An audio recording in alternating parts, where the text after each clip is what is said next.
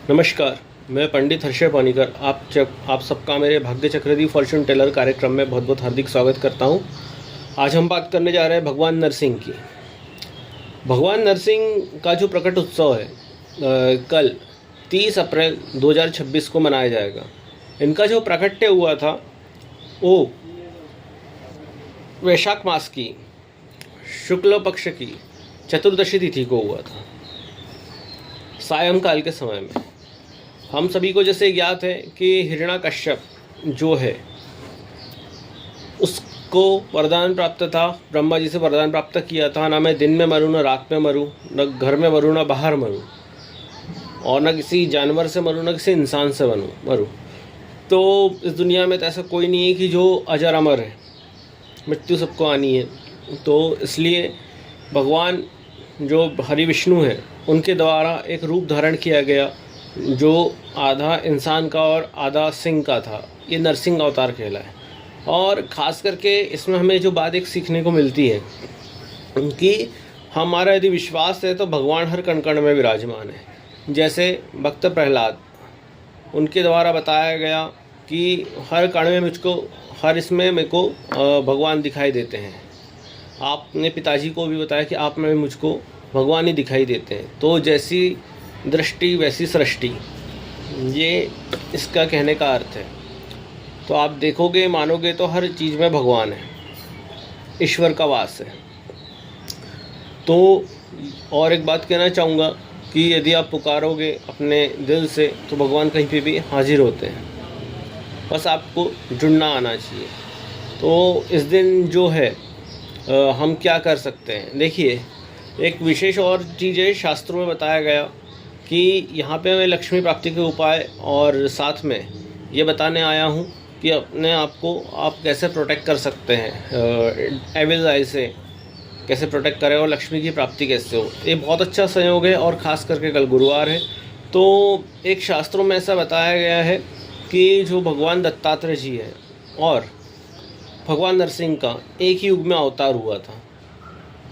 और भगवान दत्तात्रेय जी को नरसिंह से जोड़ के बताया गया। भगवान दत्तात्रेय जी द्वारा शास्त्रों में बताया गया है कि मैं अपने भक्तों की नरसिंह के रूप में रक्षा करता हूँ, और ख़ास करके जो मेरे जो बच्चे हैं उनको मैं प्रोटेक्ट करता हूँ, जो भी उनके शत्रु हैं उन सब लोगों से। शत्रु सिर्फ इंसान ही नहीं होता है, शत्रु हमारे अंदर के विकार भी होते हैं, उन सब से उनकी प्रोटेक्शन करता हूँ मैं। तो इस दिन क्या करें, देखिए इस दिन सायंकाल में जो औदुंबर का वृक्ष होता है वहाँ जाइए। गुरुवार भी है जिससे साक्षात दत्तात्रेय भगवान का वास होता है, 64 योगिनियों का वास होता है शास्त्रों में प्राप्त जानकारी के अनुसार। और एक और कहानी प्राप्त होती है शास्त्रों में कि जो भगवान नरसिंह का प्राकट्य हुआ था, जब उन्होंने हिरण्यकश्यप का पेट फाड़ा था तो उसके पेट में जो विष था उसके कारण भगवान नरसिंह के उंगलियों की जलन होने लगी थी। तो उस जलन को मिटाने के लिए अग्नि दाह मतलब मिटाने के लिए लक्ष्मी जी द्वारा औदुंबर के वृक्ष के फल लगाए गए थे उनके नाखून को। तो उनके द्वारा औदुंबर के वृक्ष को आशीर्वाद दिया गया था कि जो भी इस वृक्ष की आराधना करेगा, और कलयुग में कल्प वृक्ष माना गया है इसको। कल्प वृक्ष मतलब जल्दी मनोकामना सिद्ध करने वाला।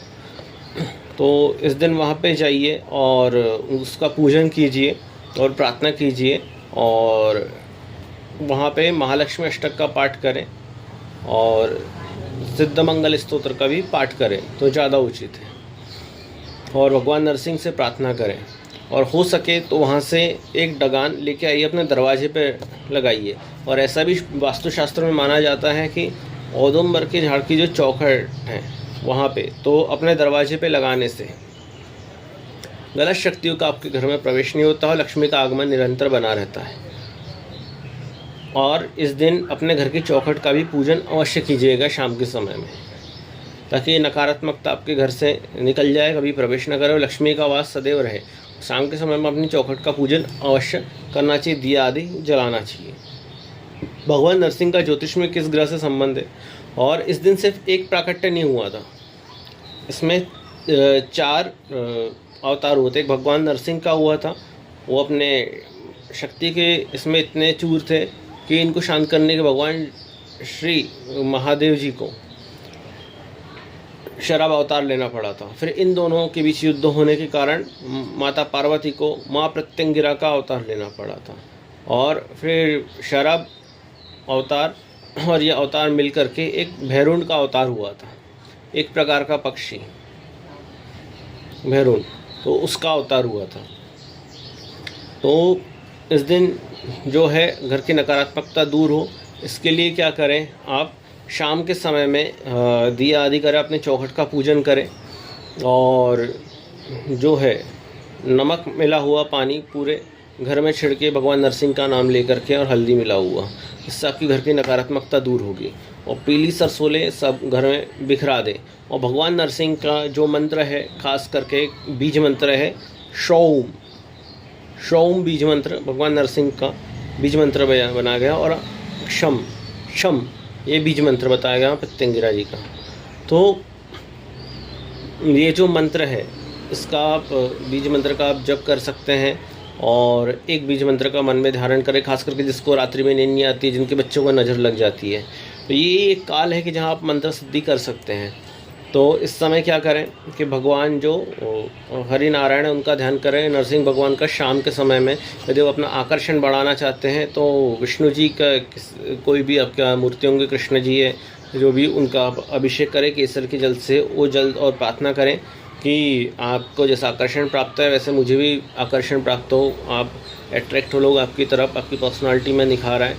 तो उससे अपना जो है फेस धोएं, चेहरे को लगाएं, और अभिषेक करने के बाद में वो जल, और यदि आपको शत्रु संबंधित परेशानी है तो नींबू की माला नरसिंह भगवान को चढ़ाएं, तो उससे भी आपके दोष का निवारण होगा। और काली मंदिर में जाकर के भी आप चढ़ा सकते हैं, चतुर्दशी तिथि है तो इसकी देवी जो मानी गई है काली जी मानी गई, तो उनको भी चढ़ा सकते हैं। काली जी ही अवतार ऐसा माना जाता है शास्त्रों में कि जहाँ काली जी थी और नरसिंह जी अर्थात प्रत्यंगिरा का वास होता है, तो वहाँ पे भी आप जा कर के प्रयोग कर सकते हैं शत्रु निवारण के लिए। और पीली सरसों लें, उससे हवन आदि करें। शाम के से किसी को बहुत ज़्यादा नज़र है, बीमार है, तो नींबू और पीली सरसों लें, उसके ऊपर से उतार करके बाहर फेंक दें। और नरसिंह का जो एक मंत्र है, ओम उग्रम वीर्यम महाविष्णुम ज्वलंतो सर्वतोमुखम नरसिंहम भीषणम भद्रम मृत्योर नमाम्यहम, ये एक मंत्र है। ठीक है, तो इस मंत्र का आप जप कर सकते हैं। और जब भी किसी को नज़र बाधा है तो थोड़ी सी भस्म हाथ में ले, इस मंत्र का उच्चारण कर, खास करके छोटे बच्चों को, और उनको खिला दें या लगा दें, तो उनकी नज़र पल भर में दूर हो जाएगी। और जैसे आपको कोई नकारात्मकता लगती है तो इस मंत्र का आप जप कर सकते हो, भस्म माथे पे भी लगा सकते हैं। और पीली सरसों जो है अभिमंत्रित करके उसको भी अपनी जेब में रख सकते हैं। ठीक है, तो इस मंत्र का आप जप करें, और जो बीज मंत्र बताया उसका भी आप जप कर सकते हैं, तुरंत सिद्धिदायक प्रयोग होते हैं।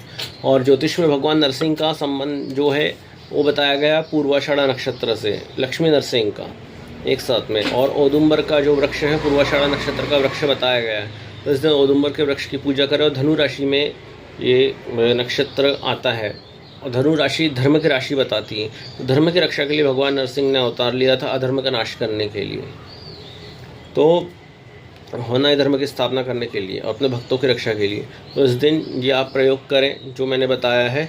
और स्वाति नक्षत्र में इनका शनिवार के दिन प्राकट्य हुआ था शाम के समय में, चतुर्दशी को। तो स्वाति नक्षत्र एक उन्मुक्ता का नक्षत्र है, आज़ादी का नक्षत्र है, वायु है। हम जो हनुमान जी के पंचमुख देखते हैं उसमें एक नरसिंह का भी मुख आता है, तो इसके जो देवता है वायु देवता है। और स्वाति नक्षत्र के जो लोग होते हैं इनको दुनिया पे छा जाने की बहुत वो रहती है, इनका गुस्सा भी काफ़ी तेज होता है, इनको संभालना थोड़ा सा मतलब संभालने के लिए काफ़ी प्रयास करना पड़ता है। और इनको आज़ादी पसंद होती है, यदि इनको आप आज़ादी दोगे तो आपके तरफ अट्रैक्ट होंगे। इनको समझना काफ़ी ज़रूरी है, इनको आप बांध करके, वायु को आप बांध करके नहीं रख सकते, उसी प्रकार से स्वाति नक्षत्र वाले जो होते हैं उनको आप बांध करके नहीं रख सकते, या तो उनको आज़ादी देना ही ज़्यादा उचित है। और कमांडर माना गया है, और ज्योतिष में जो मंगल का संबंध इनसे माना गया है, मेष राशि से, भगवान नरसिंह से, तो कमांडर के रूप में देखा जाता है। जो मेष राशि को देखते आदेश देना उसके लिए, और अपने बल भुजाओं का प्रयोग करना।